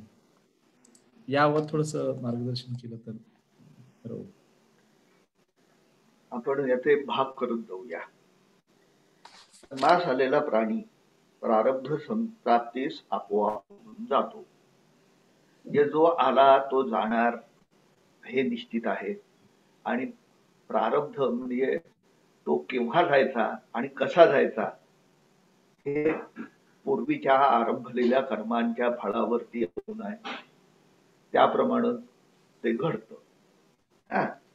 ह्यात तुझी भूल ही निव्वळ भ्रांती. कोणी एक प्राणी जन्माला आला आणि तो त्याच्या प्रारब्ध समाप्तीला गेला,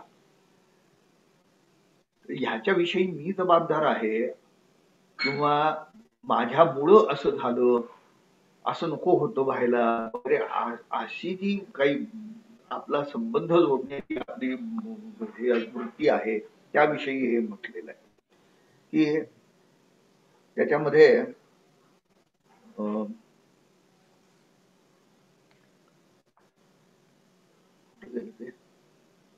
हा या तुझी भूल ही निव्वळ भ्रांती, ही हा संबंध जोडणं ही भ्रांती आहे.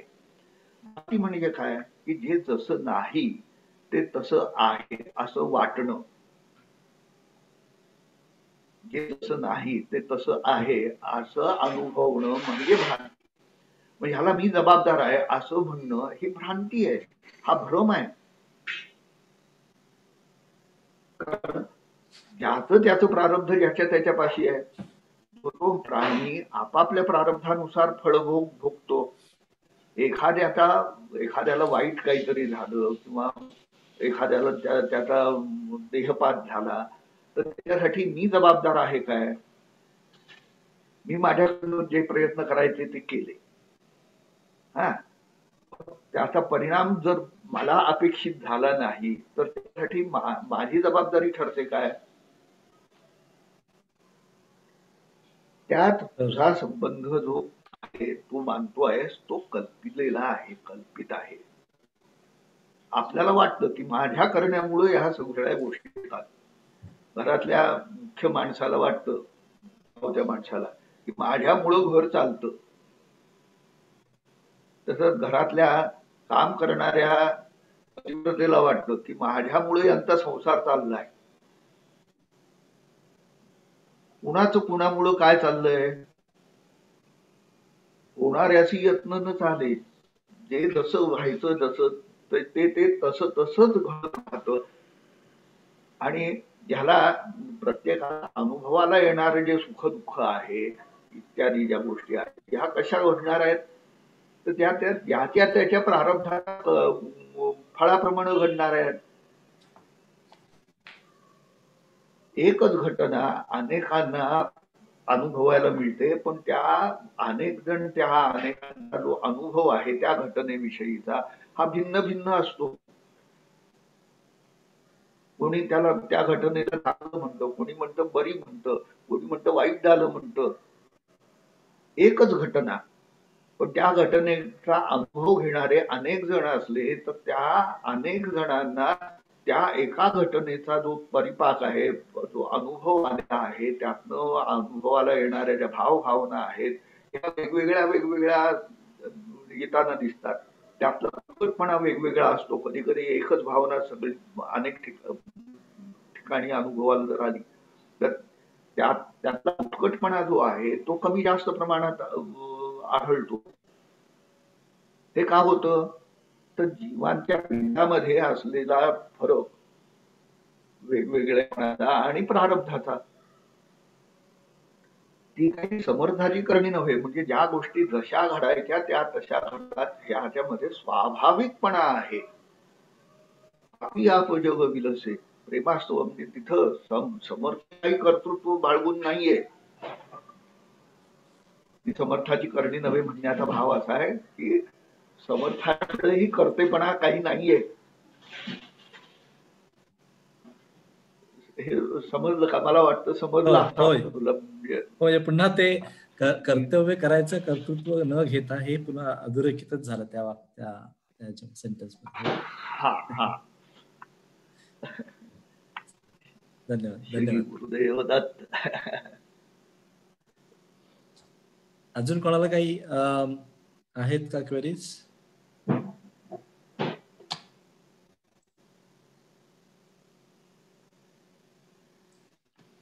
ठीक आहे, आपण मग आजची दोन्ही पत्राचं विवेचन आणि मार्गदर्शन झालेलं आहे.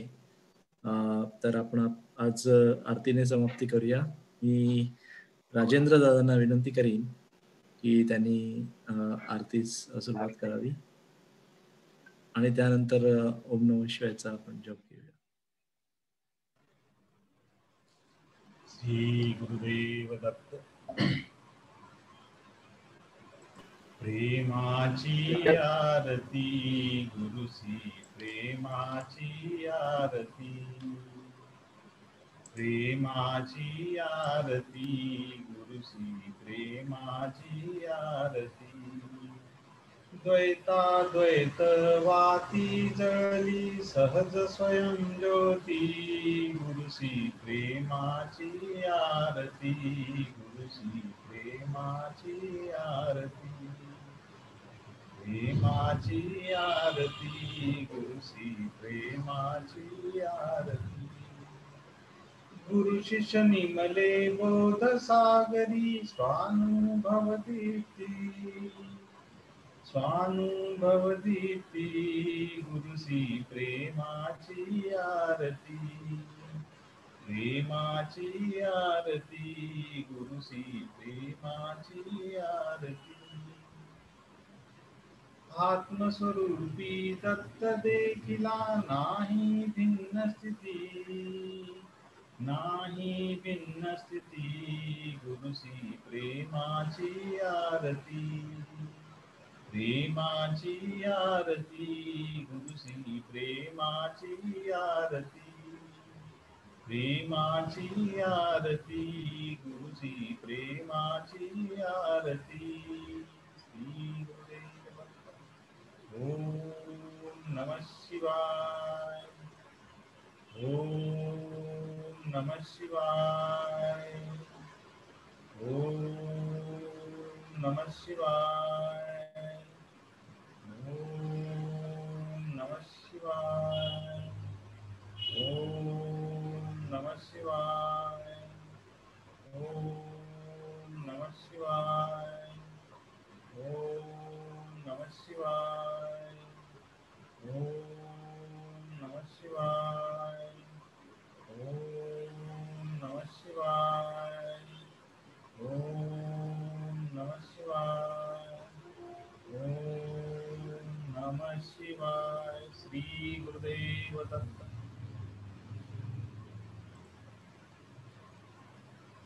धन्यवाद राजेंद्र दादा. सुधीर दादा तुम्ही काय म्हणत होता का? सहभाग घेतला.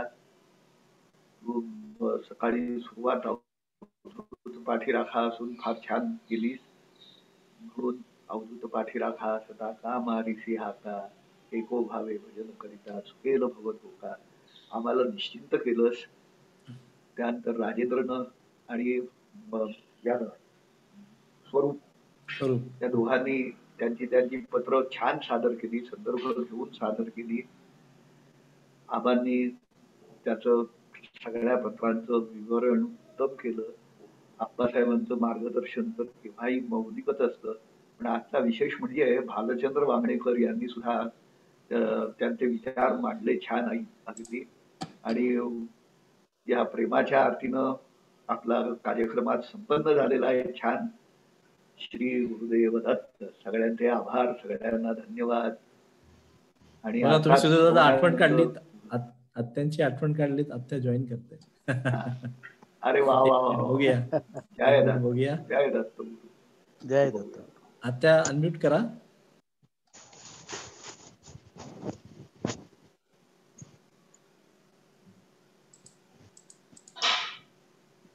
हॅलो. कशासाठी आठवण काढलीस ते सांग. सुधीर दादा सांगा आता. सगळ्या कार्यक्रमाचा आढावा तुम्ही छान घेता नेहमी आणि आम्हाला आशीर्वाद देता या दोन गोष्टीसाठी. बर थँक्यू. इतकं तुम्ही सगळे आशीर्वाद हवा ना तुमचा आम्हाला. सगळे चांगले बोलत असताना मी कशाला तुम्हाला दुसरं आणखीन काही म्हणू. आशीर्वाद देणं हे कर्तव्य. खूप छान. पहिलं झालं का पत्र वाचन?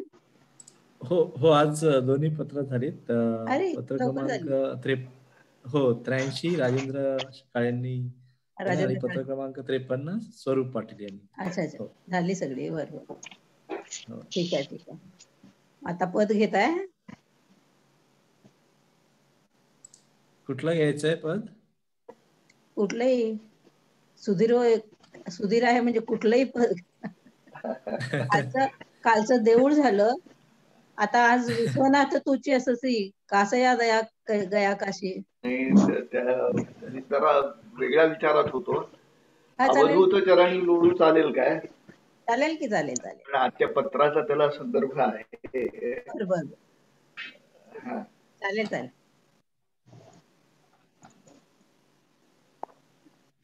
कारण ते फार छान हरकत नाही.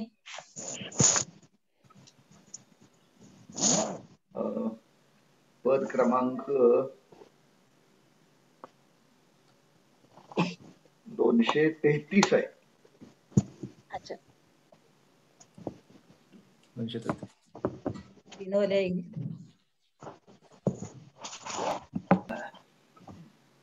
राजेंद्र काळे आणि संभाजी मसूरकर ना रे पहिले? नाही, स्वरूप पाटील. स्वरूप पाटील. स्वरूप पाटील. स्वरूप पाटील. अच्छा अच्छा. दोघांनाही आशीर्वाद. खूप छान झालंच असेल सादरीकरण. दोघांनाही आशीर्वाद. छानच केलं त्यांनी. विश्वनाथ तू सांगितलंस की सुरुवात करतो. हा 233. स्क्रीनवर घ्यायचं आहे का सुनील दादा? घे ना, छान हो होतं. हो चालेल. Okay okay.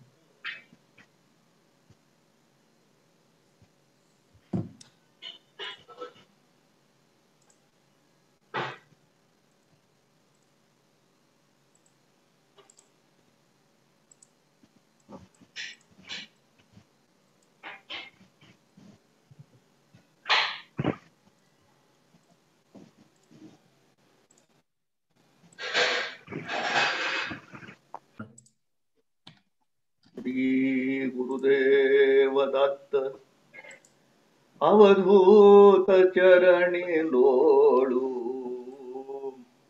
अवधूत चरणी लोळू नित्य, अवधूत चरणी लोळू नित्य सद्गुरु भजनी खेळू, नित्य सद्गुरु भजनी खेळू, अवधूत चरणी लोळू, अवधूत चरणी लोळू नित्य सद्गुरु भजनी खेळू, नित्य सद्गुरु भजनी खेळू, नित्य सद्गुरु भजनी खेळू.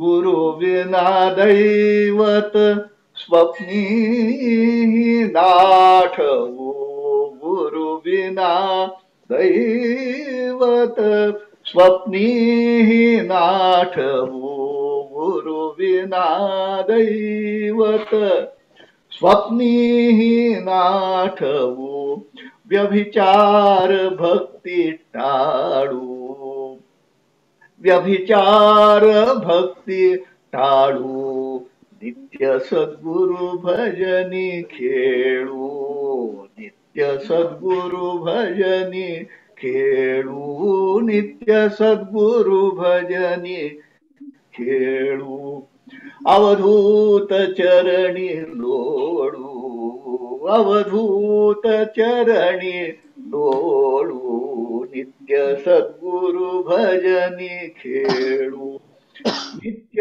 सद्गुरु भजनी खेळू, नित्य सद्गुरु भजनी खेळू. ब्रह्माकार वृत्ती अखंड राखुनी, ब्रह्माकार वृत्ती, ब्रह्माकार वृत्ती, ब्रह्माकार वृत्ती अखंड राखुनी, ब्रह्माकार वृत्ती अखंड राखुनी, अभिमान समूळ जाळू, अभिमान समूळ गाळू, अभिमान समूळ गाळू नित्य सद्गुरु भजनी खेळू, नित्य सद्गुरु भजनी खेळू, नित्य सद्गुरु भजनी खेळू, अवधूत चरणी लोळू, अवधूत चरणी लोळू नित्य सद्गुरु भजनी खेळू, नित्य नित्य सद्गुरु भजनी खेळू, नित्य सद्गुरु भजनी खेळू, भजनानंदी शेष प्रारब्ध सारोदे, भजनानंदी शेष प्रारब्ध सारोदे, भजनानंदी शेष प्रारब्ध सारुने, भजनानंदी शेष प्रारब्ध सारुने, प्रारब्ध सारुने, प्रारब्ध सारुने, दत्त स्वरूपी मिळू, दत्त स्वरूपी मिळू, दत्त स्वरूपी मिळू, नित्य सद्गुरु भजनी खेळू, नित्य सद्गुरु भजनी खेळू, नित्य सद्गुरु भजनी खेळू, अवधूत चरणी लोळू, अवधूत चरणी लोळू, नित्य सद्गुरु भजनी खेळू, नित्य सद्गुरु भजनी खेळू, नित्य सद्गुरु भजनी खेळू. श्री गुरुदेव दत्त.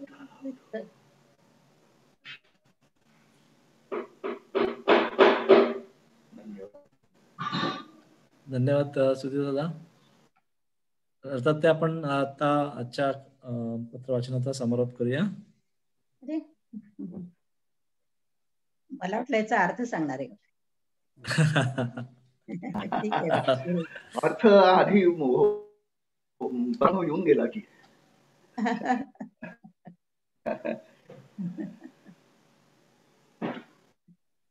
तसे म्हणजे पद आहे पंत महाराजांचे, म्हणजे त्याचा अर्थ कुणी सांगायची गरज नाहीये की आम्ही चरणी कायम रोळत राहू, सद्गुरूच्या भजनात नित्य खेळत राहू आणि नित्य असलेल्या सद्गुरूच्या भजनात गुरुशिवाय आम्हाला दुसरं दैवत नाही, स्वप्न आम्ही ते आठवणार नाही आणि म्हणून आपोआपच टाळला जाईल.